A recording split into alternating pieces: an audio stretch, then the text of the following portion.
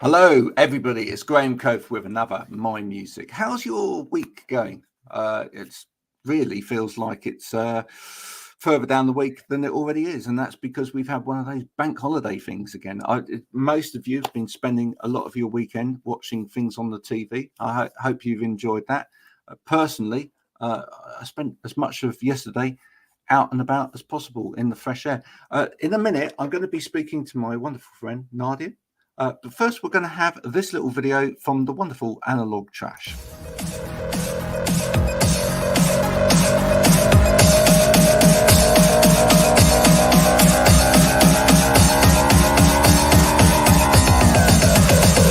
Keep on, don't stop.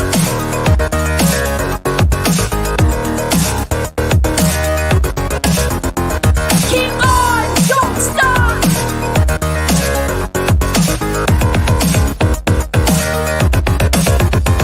Keep on, don't stop.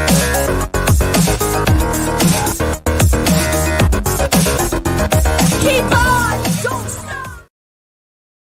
Nadia, I hope you enjoyed that video.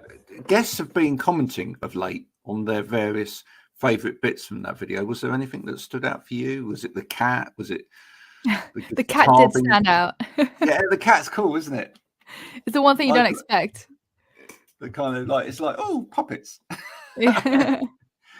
That's actually from a Spray video. And Spray, I have to announce, Spray actually, who are on Analog Trash, will be taking part in Tim's listening party very soon, Amazing. That's brilliant. which will be a highlight. And of course, Spray were involved in a Eurovision Song Contest entry many years ago as well. They Nice. didn't do particularly well, but it was an entry. Do you follow Eurovision Song Contest at all or not? Not really, I have to say. I did when I was younger, but I feel like I grew up in Spain, and I think that Eurovision in the UK is like a much bigger thing than it is in Spain. Everyone watches it in Spain, but I don't think I've ever seen anyone dress up in Spain for a Eurovision party and stuff like that. So I I used to think- watch it, but I think as I became a musician, I stopped watching it. Exactly right. I do feel like it was something that was much more relevant when I was a kid. I don't know, maybe it just felt like more of an occasion than something else like that. I remember Bucks Fizz winning with Making Your Mind Up. For many years I haven't watched it at all. It just became a bit of a political vote thing. Yeah, Didn't really I want don't to know. watch. I think I used to watch it as a kid because that's what you do. And I remember when Spain won when I was a kid. But I think the moment I picked up a guitar, I stopped watching it. Yeah. And you got Yeah. into proper music. Dare we say it? What were your prevailing memories of music as a child? I loved music like since I was a little kid. I was obsessed with the Beatles when I was a little kid. Really? Wow. Yeah.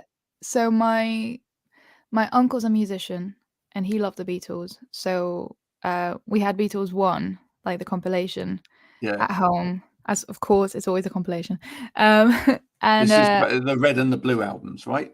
yeah, and I was just obsessed with them, and I had A Hard Day's Night, the film, and I would just watch it over and over again. Wow. And I was just, I don't know why. And up until I was about 17 or maybe even 18, I'd get emotional every time I'd hear Paul McCartney sing.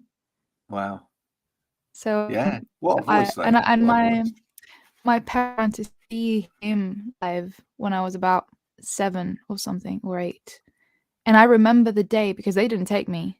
And I physically remember being at home with my grandma being so upset because they never took me. But they brought back the Back in the World, like DVD, because that was the tour. Yeah. And I rinsed that to like the maximum. Oh. And I guess they didn't take you because you were too young and it would have been a long day and all of those sort of things. But yeah. And they probably enjoyed it more without me, to be honest. Yeah. All of those things. I think we've all got kind of stories like that. I was actually taken in my mum's womb to a gig which was Led Zeppelin and Pink Floyd playing together. Mad. That's pretty good. Yeah, she didn't enjoy it one iota, but I probably did, and I blame her going to that gig for my kind of interest in music. So she said there was too much smoke of a certain kind about during that gig. I can't even imagine that a young mother taking a son to that kind of thing nowadays. But things were different back then. My mum fed me on evaporated milk when I was young. Yeah. that was the done thing to do. So the Beatles, has any of that stuck with you? Oh yeah, absolutely. Like what era of the Beatles in particular? Is there an era of the Beatles that really? It changes. Like it would just change with the mood. I mean, when I was younger, I loved A Hard Day's Night. I mean, my favorite song when I was a kid by the Beatles was "I Can't Buy Me Love." Can't Buy Me Love, sorry. And I think it's just like the happier, like they have loads of like, I don't know, melodies. They're just so good that they just appeal to children as well. But as I grew older, I got into like the more obscure stuff, and it just depends on the mood. It literally depends on the mood. But actually, when you listen to those early Beatles albums, and there's a lot of happy sounding songs, it's so hard, isn't it? I mean, to actually write a half decent, happy sounding song is not easy, is it? Without it sounding cheesy. Yeah, absolutely. I mean, most of my songs are sad, so I don't have anything to say on that front.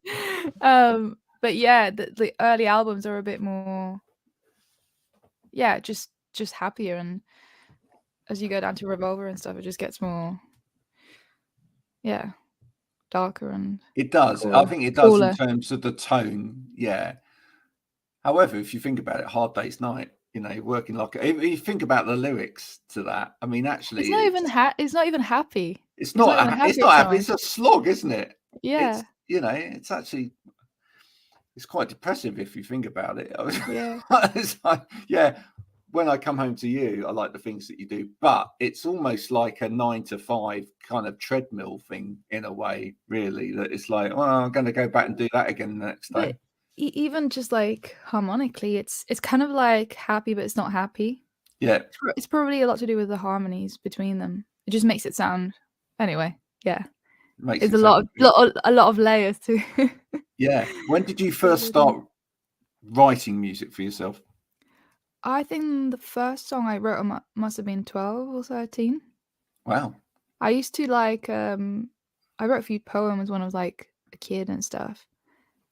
But I wasn't like a child musician, or I loved music, and I grew up on the Beatles and Queen, ABBA and the Eagles, and I wanted to be like my uncle when I was like around 7 or something. And I got a guitar for Christmas, and I never played it because I just wanted. I didn't want to do the legwork really. I was just like, oh, chords. I just want to play. I never did. Was it a hard guitar to play though? That's the thing. No, it was a nylon string. Oh, like, was it? Yeah, like children's size guitar. I don't know. I just never. I never had lessons, so my uncle would teach me every now and then, and I just never did it. And then when I was 12, well, actually no, I must have been younger, maybe like 10 or 11, I got obsessed with Avril Lavigne. Right. To the point where I was like I was going to bed and I couldn't sleep because I had like the songs in my head and stuff. And my parents took me to see her in Manchester Arena, and I'd never played, never sung, nothing, and I was just like, I want to do that. And I picked the guitar up and I taught myself how to play it, and here we are. It's got to be something that motivates you, isn't it? It's got to be something that pushes you over that line, know, because it is hard work. This is what a lot of people don't understand, is that all of these cool people that you see maybe as pop stars or whatever that have made it, they've been nerds at one point. In fact, they are still nerds, because we all are. Yeah, because it's not, you don't suddenly pick up a guitar one day and go, oh, look, I can write all of these great songs. No. there's that bit where you're rubbish, etc. It's one of the things I really love about modern day culture in a way, and actually the way that we now get storytelling around music. I mean, we started watching the Ed Sheeran documentary last night that's currently out on Disney. I do like the fact that modern day celebrities within music who have made it are happy to kind of share that journey, and actually, we don't mystify it anymore and go, well, they suddenly seem to have risen from something from nowhere, and it's been like, but they're happy to say, look, actually, you only get to do this if you put in the legwork. You only get to do this if you suck at first. And that's important, isn't it? I mean, it's important for people to share that, so that it's inspiring in a way for young people coming through to actually hear that and go, well, yeah, okay, at the moment I'm there, but I can get to there. Yeah, I mean, it's like everything. If you want something, you need to work for it.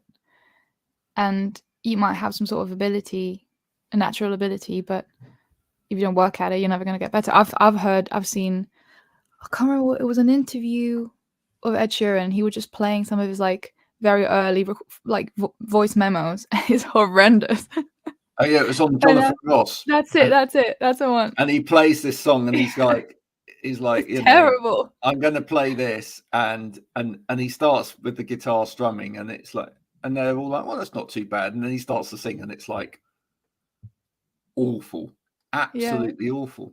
But yeah, he's had to work really hard at his voice, and but look at the confidence that he now has. That just literally go anywhere on any stage, just stand up on the car in the middle of New York. I saw that, yeah, brilliant, right? Yeah. I mean, that takes a lot of confidence, but that confidence comes from practice. That confidence comes from actually putting the hours in and knowing that you can do this now, because you've proved to yourself first, and then other people, that you can do it. Yeah, no, absolutely. It's all practice, and that's why there's this conversation about like grassroots venues and stuff disappearing is so important. Like, you will never be able to play a stadium or an O2 arena if you've not played a small venue, because it's just impossible. It's literally impossible. Oh, I've not played a stadium, but I'd love to. It's absolutely fundamental. I mean, when I first started in the band, and like I was 14, we used to find anywhere that we could play, right? Yeah, I've played everywhere as well. And you have to. You just have to. We used to print flyers. We used to hire church halls, village halls, whatever, and put on our own little gig and sit people and punish them in front of us so that we could play and get good at what you do. Because without that playing in front of an audience, without that, you can't do it. It's part of practice as well, isn't it? At the same time, it's practicing what you do, but in front of an audience, so that you learn what works and what doesn't work, and etc. What have you had to work at, if you're honest, over the years? Everything. I mean, when I started playing guitar, I taught myself. I started playing the piano. I've had singing lessons. I've had to work on my confidence. I used to go on stage and play an entire hour set and not even say my name. Oh wow. I'd go up, start playing song after song, say thank you. That's what I say, and that's it, and look at the floor. That's that. I've always been a shy person. I was a very shy, child as well. I would struggle to go to I don't know, buy some clothes and go and pay. I was that shy.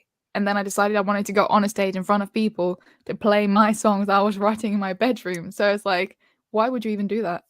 But there's something about it. And I had to work at that. And I had to play loads of gigs where people were like, that was great, but it would be nice to know the names of the songs. And I was like, oh yeah, I should probably say the names of the songs. And you just build and build. And grew up. I never had a band when I was younger. It was just me. And then I came to London and I always wanted to make like band music. So I recruited the boys and I had to learn how to be part of a group and how to also kind of command a group because I'd never been in a band before. And suddenly it's Nadia Sheikh and I was like, oh guys, you want to play with me? But I need to like command this thing. So I didn't know how to do it. And they've been with me for years and it's very collaborative. But I didn't know how to do it the first time we played. And then one gig turned into another and another. So it's all, I've had to work at everything. And how much have they helped you along the way in terms of that confidence? And have you found how much have you learnt from them as a band in terms of hugely. I mean, just it's so different to go on a stage and play with other people. A lot of people say they wouldn't be able to go on a stage by themselves, and I found it harder to do the opposite because I'd been doing it by myself. And to this day, I still feel very confident when I'm by myself because it's all on me. If I make a mistake, I can pick myself up, and no one else is relying on my mistake, or I'm not relying on someone else's mistake. And it's whereas other people are like, I can't just stand there by myself and have everyone look at me. So for me, it's the other way around, and I'm super confident with them, and like we've been doing it for years, and I love them, and we get on so well, and we understand each other very well. But it's very different, and you're always learning, and it's two more pairs of ears on the same thing, and two different perspectives on the same thing. I'm not a drummer. I'm not a bass player. I've got ideas, but I would never be able to execute them, or maybe even explain them the way they can. And they might hear something in what I'm doing that might be a great idea that I wasn't thinking of. So I think we learn from each other constantly. Yeah. Have you managed to? It's interesting, that dynamic, and you say that you mainly found it kind of easier on your own. Have you managed to kind of relax into that a little bit now, and actually, do you feel like you can make mistakes now? Do you know what I mean? Do you feel like they create spaces for you to kind of like I mean let go a bit, if you know what I mean? Yeah, I mean it's hard because you always want to go out and play your best. Even when I'm acoustic, I want to play my best. But if I play, say, the wrong chord, still sounds good. But if I was playing with the bass, it might clash horrendously. That's the kind of thing I'm thinking about. Or in terms of structure, if suddenly you like add another chorus or like another verse, or you slow it down a little bit, you don't have that scope with a band. But I feel super comfortable and confident, and we've made and it's part of like the knowing what, like the learning and the knowing what you're doing, like knowing that if you make a mistake, you're in a group and you need to pick yourself up. And also there is space for mistakes, and we feed off each other. So if someone makes a mistake, we're all with each other. Like probably no one else can tell, but we know, and we can pick it up. And that's what makes us a great unit, because we work as one. We're not like, I'm not just playing and they're doing the thing in the background. Like we go together.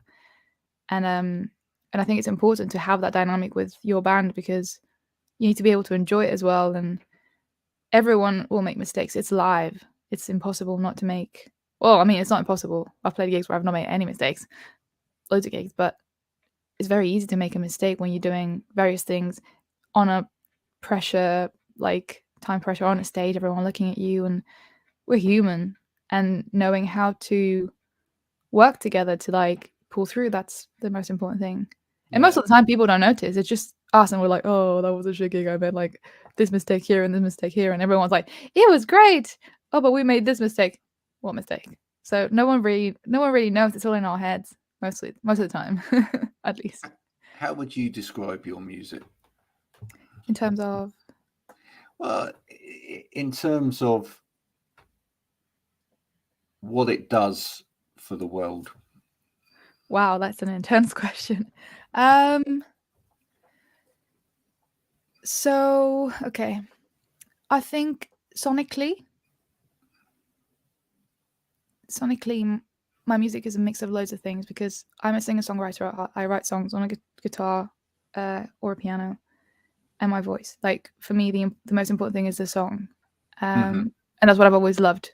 I've always loved the Beatles for the songwriting, Oasis, Stereophonics, David Bowie. Like, it's all down to a great song and something that moves me emotionally. I love pop music and I love guitar music. And I love guitar music that is pop. So my songs are singer-songwritery lyrics, stories with very poppy melodies dressed in guitars. Still very I pop. like It's it. not I very like heavy. that. Yeah. It's not very. It can get heavy at some points. It's heavier songs, but I don't know. There's something about a guitar that's distorted that just like moves me, but it's still very poppy. And for me, I love being on a stage and connecting and like performing songs. And for me, what music has done for me is move me emotionally and teach me things and feel.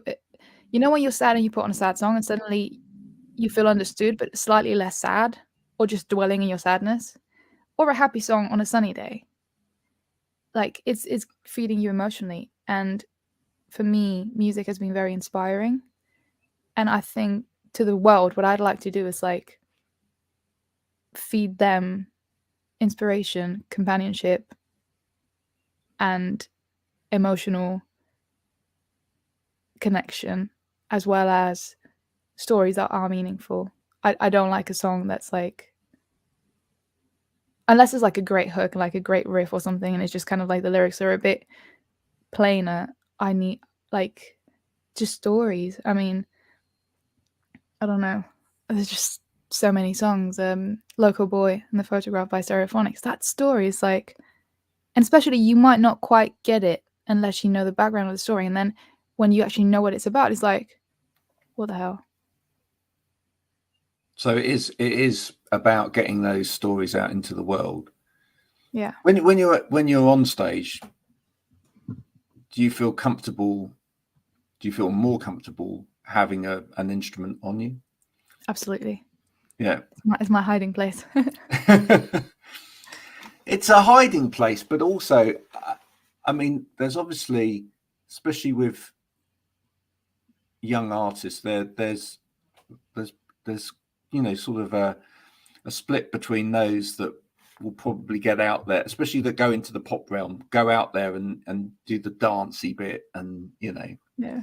kind of dance along, do the dance routine or whatever. But do you feel if you've got an instrument that not only have you got your voice, but you've got the voice of the instrument as well, that you can potentially sometimes say something else with the instrument at the same time? I mean, yeah, if I play a solo, that's not me singing. It's me playing something that's also emotional in a sense. Also, I like playing, and I know when I play and I sing, I perform differently. I've also done gigs where I've just taken the mic for a song or for a part of a song, and it's very fun. I do enjoy it a bit more so now. Before, I don't know what to do with my hand. Probably still don't, but I do enjoy it, and it's a different type of connection because you can approach the audience in a different way. When you're playing, you got a mic, like you can't move a lot. Whereas if you got a mic in your hand, you can go wherever you want. Yeah. You can get closer. You can get closer to someone else. It's different, and I do enjoy that. But I'm an instrumentalist, and even I wouldn't mind just singing some songs, and I love singing and interacting with the crowd. But I also love playing, and I'm a singer-songwriter. I'm not just a singer, so I like doing both, but more so playing. You mentioned Avril Lavigne. Is there someone? Is there someone sort of on the? I mean, Avril's still going, obviously, but is there someone on the current scene that you're quite inspired by? Looking around at the moment, I'm obsessed. In fact, I've got it here. I'm obsessed with. Oh, you can't see it. Wonder Horse.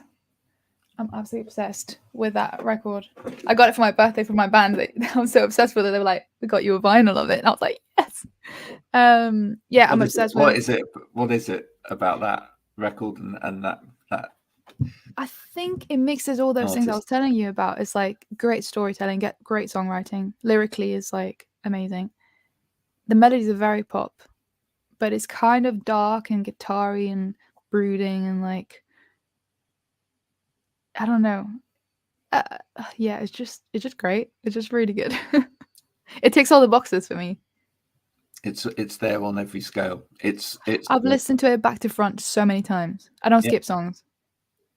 Which is how music should be listened to. Are you quite? How do you feel about the way that a lot of music is listened to these days? That people tend to just get in, and because if you're an artist where you're trying to tell stories and you're writing songs where they are a complete thing, and yet we have a society that tends to go 30 seconds, all right, on to the next thing. How do you feel about that? It's hard because you're putting so much effort into something. I think it's positive and negative for someone like me because I don't have the money to go and record album after album after album. In fact, I've never done an album. I've done EPs. But the new model means I can put one song out and then another song out and keep on feeding my music without having to completely go bankrupt every time I want to make some art. However, because I do love an album and I create a body of work, it's kind of frustrating that body of work is not potentially listened to as such. But there's also more scope for discovery because one song could pop, but a whole album to pop is much harder because people just don't listen to it. So there's pros and cons. Do you think it's important though that we're hearing more of the, I suppose, bigger singer-songwriter artists now actually publicly saying a lot more, this album was designed for vinyl, it was designed to be listened to in one sitting, this is how I would like you to listen to it. And do you think we're heading back that way a little bit? I think superfans will still listen that way, and I don't think it matters the age. There'll always be like the one song that you love the most that you put in a playlist. If you're working, you're going somewhere, you're just going to listen to because that's just how people work. And it's like back in the day, people were making mixtapes and whatever and recording songs of the radio and then putting them in a compilation or whatever. It's kind of the same thing, but now it's a click, whereas before it was an actual process. But I think real fans, someone that loves a band like me, I've listened to the album back to front so many times. And an album really needs to grab me for me to listen so many times to it back to front.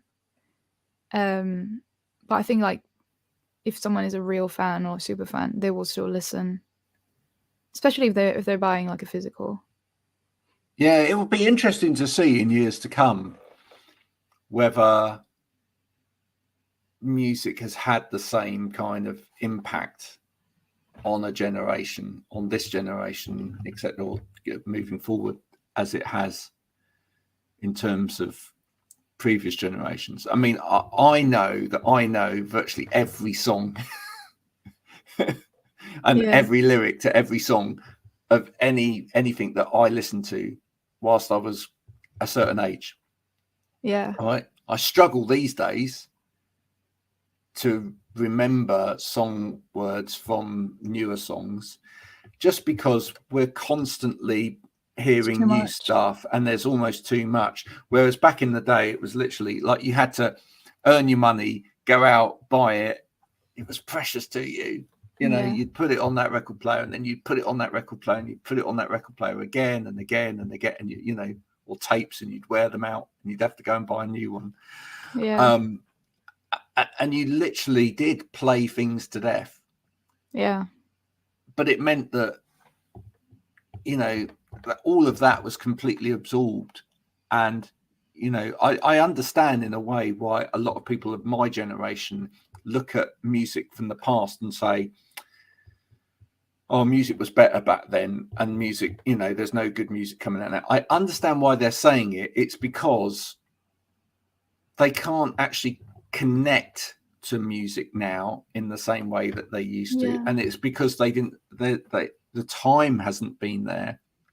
It's completely unfair though to new music, if you know what I mean. I'm just hoping that changes slightly. I mean, I understand because I'm from when I was a kid, Spotify wasn't a thing. The internet, when I was I don't know when the internet started, but I remember the old laptops and stuff, and Well, the that I my love. first release, my first release was when Spotify was starting. That's when I put my first music out. So I didn't really know what Spotify was. I had to like do research to find out how to put my song on Spotify. And I used to like buy CDs and like literally cherish them and like look at all the like the booklet and like all the lyrics and everything. I am that person. But I also think that there is a lot of great music now. I think that people from your generation might say that because of the connection that they had in that sense, but also it's going back to what's familiar. It's like you just know it. It's like that's why when something that's like new but sounds slightly familiar but you can't pin it down, that's why people take onto it, because it's familiar. It's like you just get drawn to what you know.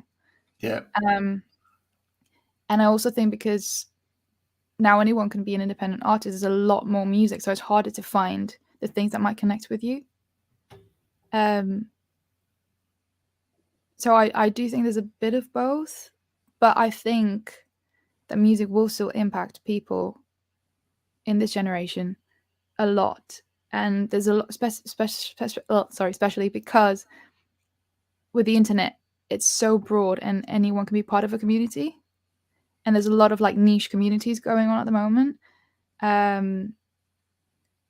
So like the emo scene is kind of like coming back, and it's like probably stronger than before, and anyone can be part of the emo community. And it's on TikTok and it's like everywhere. And all the old bands are having a revival now. So it's always gonna, I think it's always gonna impact you.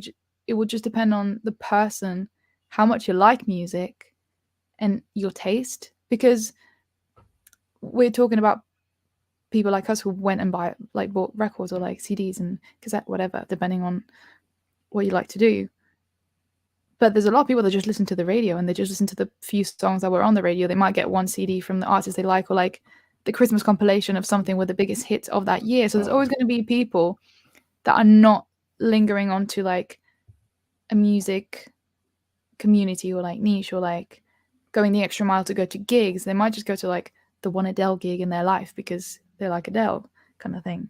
So there's always going to be that. And also like when the Beatles started and stuff, maybe, like it was singles. You have a 7-inch and you have 2 songs, maybe 4 if they were like really short on each side. So it's not like, oh my God, music is getting shorter and like albums are disappearing. It's going full circle, because I couldn't do my EP Undefined on a 7-inch because the songs were too long. So back in the day, it was cheap, but you'd go in the studio, cut 1 song, 2, A/B it. That's your single out. Yeah. No, absolutely. I think we're finding all of those things coming into play. I think that, more people are going back to the physical forms of music because they want to show their appreciation, and they want to actually give the time to spending a bit more time with music. I think the pandemic changed a lot of that. In particular, I think we slowed down a little bit for just enough time for people to kind of appreciate what was important in life, and I think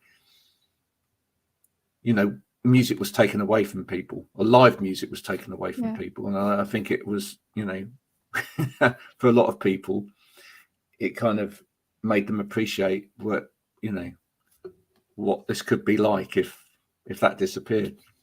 We just need governments to listen to that now and start changing things so that musicians can actually play live and afford to do it. Oh, sorry, got political there for a minute. Well, it's like the thing that was least supported in the pandemic was the thing that people were clinging onto the most: art. Whether it's listening to music, making music, reading books, watching series and films. It's painting. What kept everybody going, right? It's art. It's art. Everybody going. Yeah. Any sort of creative form, knitting, anything, like making fashion. Yeah. Making your own clothes, or like upcycling stuff. It's all the creative stuff. Yeah.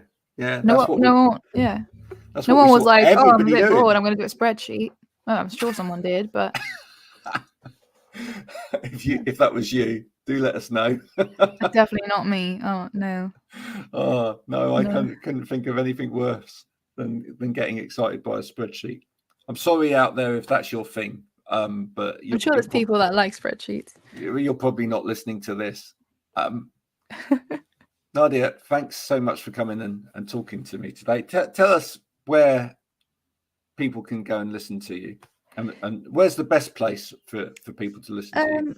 Any DSP, so Spotify, Apple Music, Deezer, Amazon, whatever it is you use, YouTube, pretty much everywhere. I'm halfway through releasing an EP, so I've got 3 songs out from it: The Shadows, Quiet, and Broken Bridges. And there's a lot of new music coming up as well. So find it everywhere. There's more drops coming. I am at Nadia Sheikh Music. Sheikh is SHEIKH, pretty much everywhere. And apart from Twitter, Nadia Sheikh _. And I'm doing a little tour at the end of the year in September. Well, not the end of the year, September.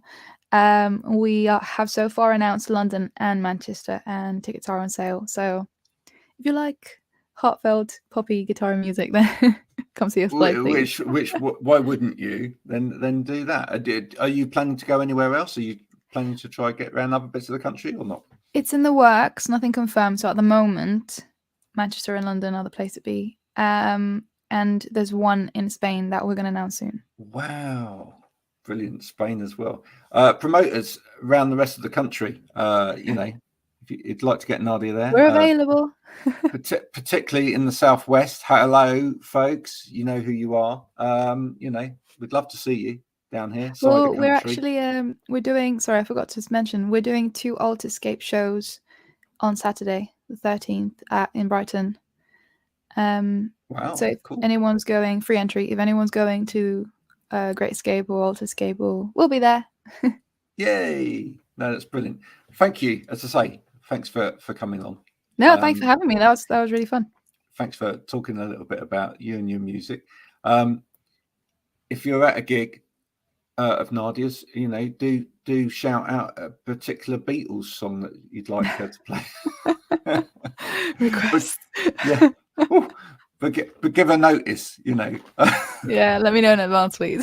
Yeah, let her know. Maybe let her know a week in advance, so she's at least got time to sort that out. Nadia, thank you so much for coming on. Thank you for having me. If you've enjoyed this, please share with other people so that other people get to know about artists just like Nadia.